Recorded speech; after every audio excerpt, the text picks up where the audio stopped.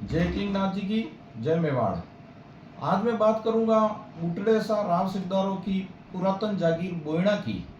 इस जागीर की हम बात करें तो यह लगभग 13वीं से 14वीं शताब्दी के बीच में जागीर इस्टेब्लिश हुई थी, जो राव सिकदारों को मेवाड़ के महाराणा द्वारा प्रदत्त की गई। अब इतिहास की दृष्टि से हम देखें तो इन आपके पूर्वज रामोजी राव जब बदनौर की तरफ से मोहम्मद तुगलक की सेना जब चित्तौड़ आक्रमण के लिए आई, तब रामोजी राव के 7 पुत्र उस युद्ध में वीर गति पाए और उस एवज में महाराणा मेवाड़ के उद्धारक राणा हमीर ने खामकी मादड़ी की जागीर आपको प्रदान की और उनके पुत्र जुजा जी उन्होंने फिर बोयणा बसाया। तो ये लगभग 13वीं से 14वीं शताब्दी के बीच की बात है।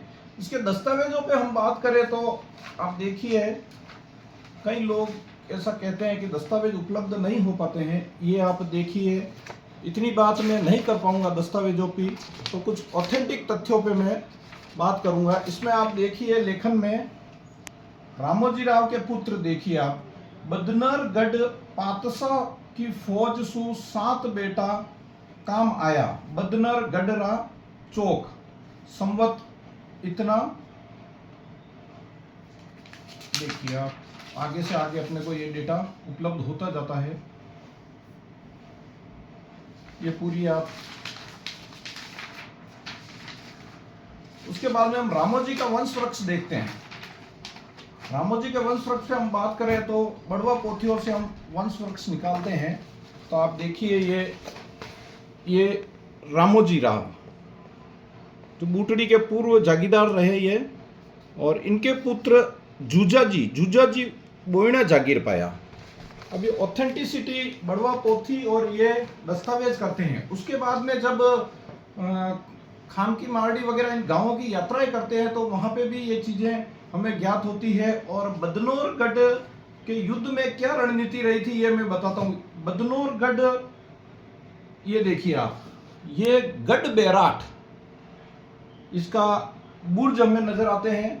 ये मुख्य द्वार जो भी ये 13वीं 14वीं शताब्दी के बैराटगढ़ के अवशेष है। यहाँ पर रामोजी राव के पुत्र उपस्थित हुए थे। 13 पुत्र इस युद्ध में सम्मिलित हुए थे और 13 पुत्र में से 7 पुत्र वीरगति हुए और बाकी के पुत्र पुनः युद्ध जीत कर और वापस चित्तौड़ पधारे और उन्हें यह खामकी मारडी की जागीर प्रदान की। और 12 गांवों से यह जागीर प्रदान हुई थी। उन 12 गांवों में बोयणा भी एक गांव आता था, जो रामोजी राव के पुत्र जुजा जी ने वो बोयणा गांव बसाया। एक पुस्तक और इस पे इनके पूर्वजों पर एक पुस्तक और लिखी गई है, प्रमर प्रकाश विलास तेज। यह वंश मूल रूप से परमार शासकों से प्राचीन काल से जुड़ा हुआ था और विक्रमादित्य के साथ में भी इनके पूर्वजों ने कई युद्ध लड़े।